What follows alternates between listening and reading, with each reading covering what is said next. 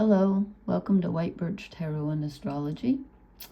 I was going to do just the astrology and talk about Chiron moving into Taurus and a couple other quick things, and then I ended up drawing some cards for that and for something else. So I will timestamp if you want to see a quick tarot reading. Actually, I did two, shadow reading and a regular. But I did want to talk briefly about just a couple things. I wanted to talk about where's Mercury. Mercury in Cancer is sextiling, which is a positive aspect. Excuse my voice. Mars in Taurus, and this puts a lot of emphasis, both mental energy and physical energy, on thinking about our homes, our families, security and stability, and wanting to actually, do something about that. Create a home, make your home more stable. It's really a lot of, grounded energy, thinking about what you have, what do you have to work with, how do you want to make it better, and how do you want to nurture. There's so much energy going on in Cancer right now. The sun just moved in. I did the reading for the card reading for the summer solstice. So the sun just moved into Cancer at 0 degrees, and we have Mercury and Jupiter still there. So there's a lot going on about families and security and loved ones and nurturing. And then when we bring Mars in Taurus into the mix, it's putting our physical energy into very real, grounded things about what do I have to work with? What do I have both inside me and in my home that I can create with? And the number one thing I wanted to talk about, because this is a big deal because it lasts for a long time, is Chiron, the wounded healer. Get my pencil down here. Who just moved into Taurus at 0 degrees. And I hope I can read my writing here because I've probably put too much information. So Chiron stays in Taurus from June 19th, which is a couple days ago. I'm doing this on the 21st at I think it's 2 a.m. Okay, so it's after midnight. It's actually the 22nd, just barely. Chiron moved into Taurus on June 19th and stays in Taurus until the end of August. And because he goes retrograde on August 3rd, so, goes back through Taurus. Let's see, where does he get to? Which degree does he get to? I know I wrote that down. Is that important? I know I wrote it down somewhere. I have too many notes. Oh, still at 0 degrees of Taurus. He moves that slowly. I know I sound frustrated. I have Mars in Aries. How dare you move so slowly? So anyway, so Chiron moved into Taurus on the 19th of June, but then goes retrograde on August 3rd. And so basically he will be in Taurus from June 19th of this year till August 31st of this year. So he goes retrograde on August 3rd, slips back into Aries on August 31st of 2026, and stays there until April 14th of 2027, then re-enters Taurus for the next 7 years. Yeah, I forgot he stayed that long. And so I wrote down some key words about Chiron being in Taurus, and also I wanted to talk a little bit about the myth, because it's really important, and you probably already know it. I won't go through the whole thing, but so here's Chiron. He's the wounded healer, and he was, in Greek mythology, he was a centaur, half horse, half human. And you know what? I learned something. Actually, I've forgotten some of this, but there was one thing I didn't know, which was interesting. So he was born, his father was Kronos, who was a Titan, who is the equivalent of Saturn, okay? But it's spelled with a K. It's not the CHR guy, and I'll talk about that in a minute. I want to talk about his birth. So Kronos mated with a sea nymph named Philyra, or sometimes called Philyra, Phillyra. And she had her child, She got pregnant. She was a sea nymph, and she got pregnant, and she gave birth to this half horse, half human, which is a centaur. And in most of the myths, she abandons him because she's revolted by him. I think they're cool, but okay. So there's the feeling of abandonment. You know, I mean, he's the wounded healer, and I'll tell you how he got wounded, but I'm thinking, okay, that's kind of a primal wound right there. Your mother rejects you. That's pretty bad. So he's really wise, and he's refined more than the other centaurs, and he's a surgeon and a doctor and a musician. He's like really, tutors people, teaches people. He tutored some, I forget who he did, but anyway. Then later in life, he's accidentally wounded by Heracles. Isn't that the same as Hercules? I should know that. Okay, I don't. He's nicked with an arrow that has the blood of the Hydra on it, so it will not heal. Like, it's impossible for it to heal. That's why he's sometimes called, it's the wound that never heals. And he ends up voluntarily giving up his immortality in exchange to free Prometheus, who was was he a god? I guess he must have been, because he's the one who gave fire to humans. I guess I should have researched. I read this stuff so long ago, I think I know it, and then I think about the details. I'm like, I can't remember that.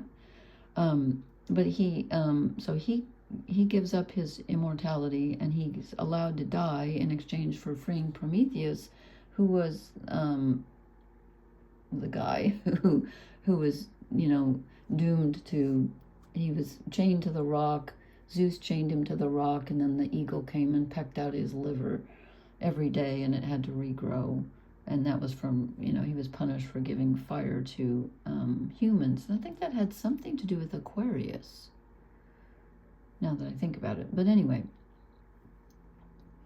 and I will talk about what Chiron and Taurus means, but I just want to say one quick thing that I learned tonight was that Kronos, who is the father of Chiron, spelled with a K, is not the same. I thought that was the same god, Chronos, the guy with the father of time, Father Time. I always thought Saturn was Father Time. I've always read that. And what I was reading tonight about the myth said that there's two different Cronoses. This guy, the father of Chiron, I shouldn't keep calling the guy, this man, God, was Kronos, and the Chronos, from which we get chronological, time, was a completely different person. So whoever made that image of Father Time with the sickle mixed up the two, because Kronos with the K is an agricultural god. So anyway, now I'm probably geeking out on this stuff, but so what does Chiron moving into Taurus mean? Well, okay, so we've been working on our self-identity. Who am I? And where have I been wounded? And how do I work with that? And now when Chiron moves into Taurus, we're still thinking about where we've been wounded, but it moves to the physical body. It moves to feelings of self-worth, because Taurus rules self-worth. It moves to how we feel physically secure, including our sense of home, our sense of physical safety, both in our homes and in the world, probably in our bodies. It's a lot about healing our bodies, both health-wise and body image-wise. How are we connected to nature? What's our relationship with nature? It's about treasuring what you have, and not oversharing, not wasting. It's about self-care and self-nurture. It's about sensuality. And so when Chiron's here, it can bring up feelings of unworthiness or physical limitations, self-image, all of those things for the next 7 years. I'm like, yeah, that's a long time. But, those are all very important. So, and we have this mini Grand Trine. I'm not going to talk about that because it's more of a generational thing. But I do want, before I show you the cards, I do want to point this out, because I printed this out. I just wanted to print out Chiron entering Taurus, and I did it. I wanted to do it for the summer solstice day, which was the 21st, my Sunday here. And I just picked a random time. I picked 11 p.m. on the East Coast, and I caught a grand trine with the moon, who moves very quickly, and it's making a kite formation with Neptune at the head, Pluto over here. Neptune's in Aries, Pluto's in Aquarius, Uranus in Gemini, and they're making a kite is where you have a grand trine, which was where the energy just flows effortlessly between the moon, Pluto, Uranus, bing, bing, bing, like this. The moon's in Libra, so an air grand trine, thinking, very mental energy. But the moon, when you have a kite, see it goes like, see the kite formation like that. So the tail of the kite is the moon. Oops. And she's opposite Neptune here. It seems very dark in here. Maybe it's just me. Remember that old Betty Davis movie where she goes blind? That scared the heck out of me when I was a kid. I can't remember the name of it, but they shouldn't be allowed to show movies like that to children. That scared me. Anyway, fear of going blind. There's probably a name for that. So the moon is opposite Neptune with all of this energy. And now this won't last too long, probably just a couple of days, because it's actually approaching the exact trine with Pluto. So when I caught this was for 11 p.m.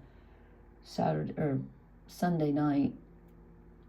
Yeah, because technically on the clock it's Monday. I hate it that the time changes a minute. Okay, so there's a lot of as soon as I saw this moon opposite Neptune, I said to myself, oh my God, so much emotional longing. Your thoughts are filled with what you want and your dreams, and you can actually have some very prophetic dreams at this time, I would think. Great for creativity, especially anything sentimental or emotional. But I just see such I almost want to say unrequited longing here. Just like, everything you dreamed of, like in your deepest soul, you're wanting. And, maybe you can get there's a lot of idea energy here with Uranus and Pluto and Aquarius. So you might get some ideas about what would fill that longing. I don't know. I just saw this and I thought, I have to do a shadow reading about this. And then I also pulled, I ended up pulling, how many cards did I pull? 4. I thought I pulled 4. Yeah, I did. 4 cards for Chiron and Taurus, just kind of a quick reading, because I was just planning on doing the astrology, and then the cards just wanted to come out. So let me timestamp this. So I think that's enough on the astrology. I think I want to do two very quick readings here. So, oh God, there's dust all over everything.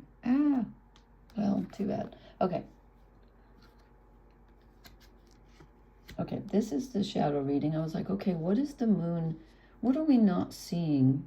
What's hidden in the darkness that the moon opposite Neptune can reveal to us? What are we not seeing? That needs to be seen. And I get the 6 of Wands. So we are not seeing the places where we've had victories. When I see this as a shadow card, I think about sitting down and making a list of all the things you've accomplished that you probably don't give yourself credit for, that you may have even forgotten.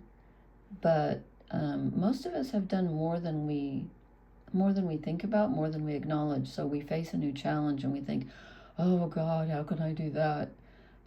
Look back. You've probably done something equivalent, if not more challenging. So there's that. Okay, past victories, I think.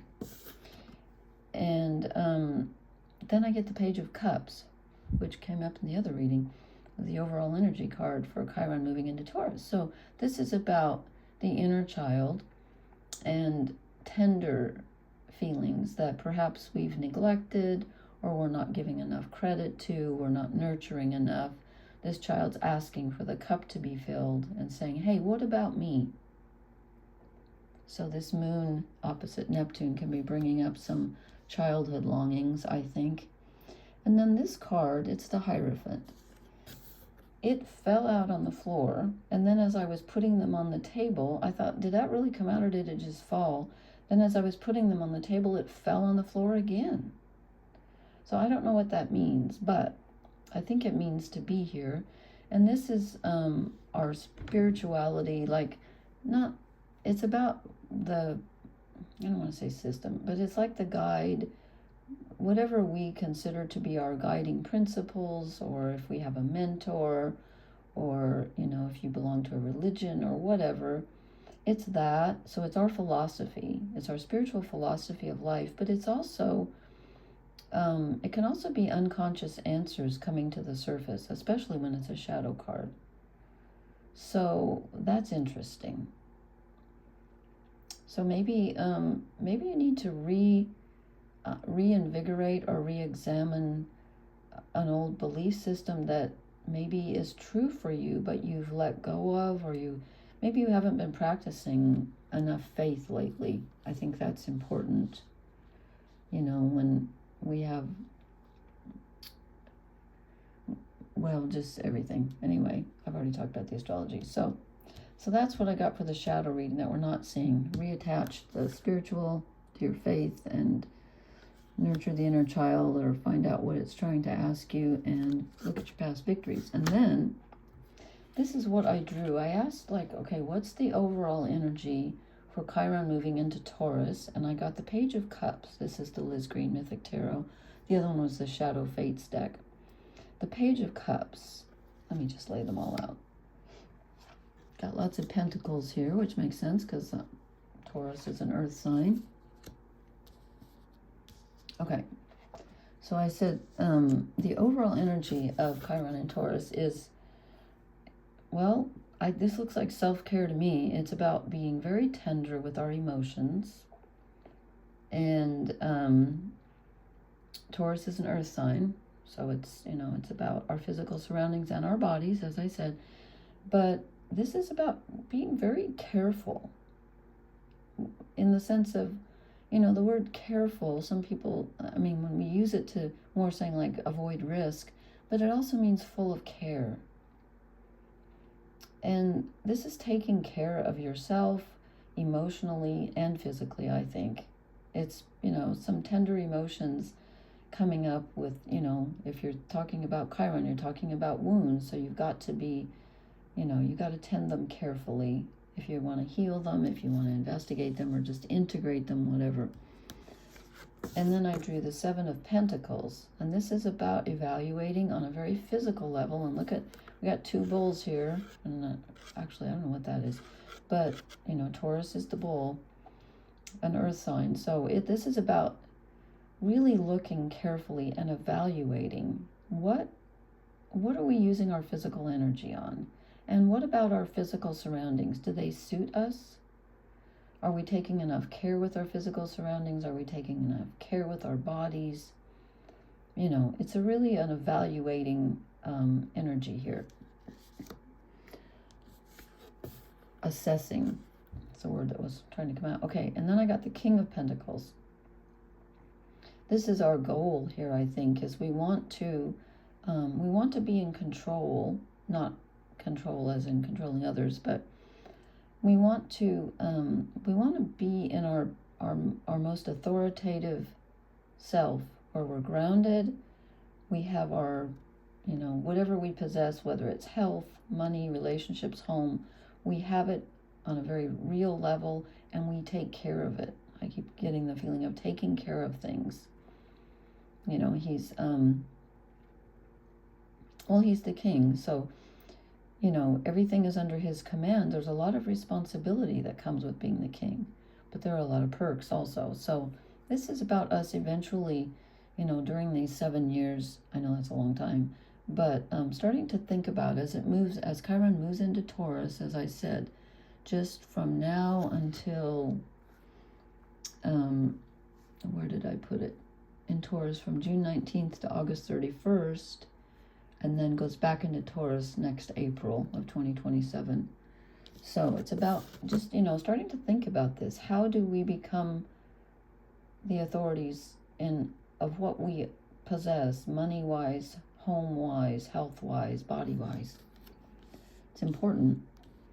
And then the last card, interestingly, I got the World, which is the end of a cycle. We are ending a cycle with Chiron moving out of Aries, having just moved into Taurus.